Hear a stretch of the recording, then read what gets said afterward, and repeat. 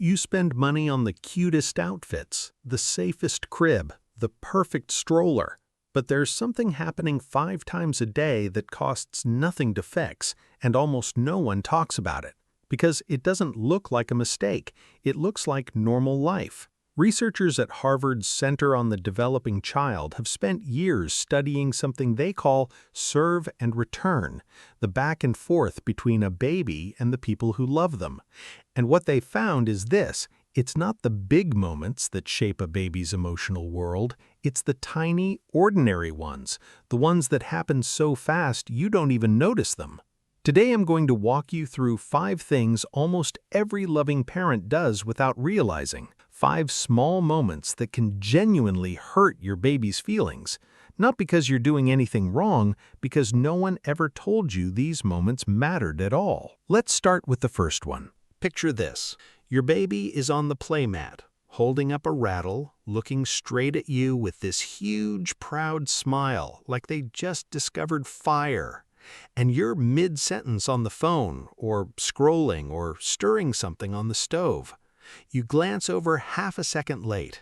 The smile is already fading. That's moment number 1, the missed look. It seems like nothing, but in that half second, your baby was doing something called social referencing, checking your face to see if their discovery was safe, exciting, worth celebrating. When the response doesn't come or comes late, it doesn't scar them, but it does teach them something small, that their signal didn't quite land. Do that enough times across a day, and the pattern, not the single moment, is what shapes how confident they feel reaching out next time. Here's the important part. This isn't about never missing a look. You will. Every parent does, hundreds of times, because you're human and you have a life.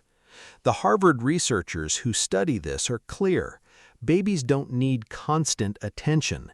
They need enough responsiveness, often enough that the pattern feels reliable. This is true whether you're a stay-at-home parent with endless one-on-one time or a working parent grabbing 5 minutes between meetings. The connection isn't bought with time or money, it's built in these tiny returns. The second thing that stings more than we realize: rushing the greeting. You walk in the door or you pick your baby up from the crib after a nap and you're already talking to your partner, to yourself, moving straight into the next task. Your baby's face lights up for you specifically, and it gets maybe a glance and a "Hi, baby" on the way past. Babies as young as a few months old are already tracking who responds to them and how warmly. A rushed greeting doesn't do lasting damage, but it's a missed serve, one more small return that didn't quite land. There's a classic piece of research that explains why these tiny moments matter so much more than they seem to.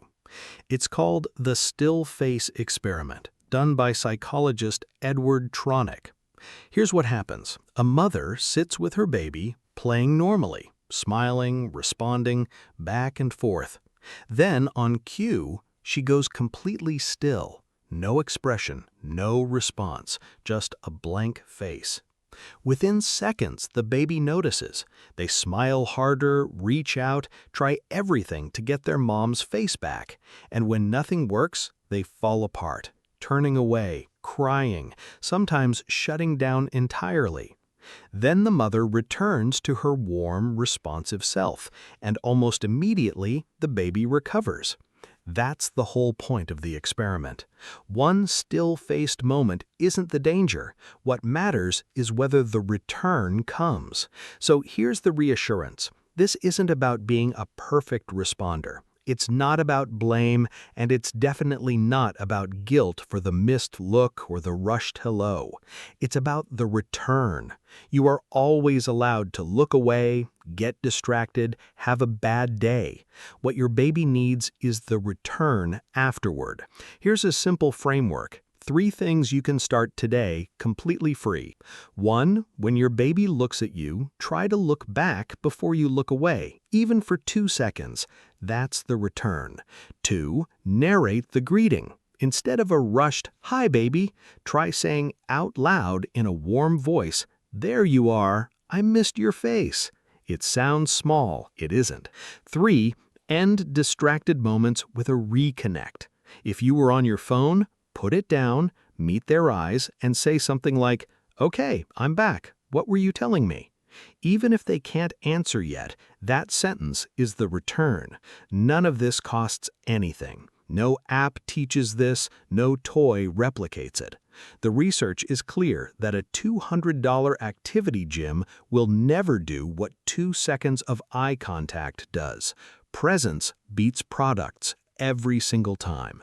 Not because products are bad, but because connection was never something you could buy. If you've made it this far, here's the truth. You're already doing more right than you realize. The fact that you're even asking this question, wondering if your small moments matter, tells me you're paying attention in a way plenty of parents never do. This isn't about becoming a different kind of parent. It's about noticing the moments you're already in. Every time you catch yourself mid-scroll and look up anyway, every time you slow down for one more second at the door, you're not just doing a task, you're becoming the kind of parent your child will feel safe coming back to, again and again, for years after they've forgotten every single one of these small moments individually. If this helped you see your day a little differently, hit subscribe. Every week, we break down the small, science-backed moments that shape who your child becomes, so you never have to guess. And if you learned even one thing today, tap like so more parents can find this too, because in the end, it was never about the missed look. It was always about the return.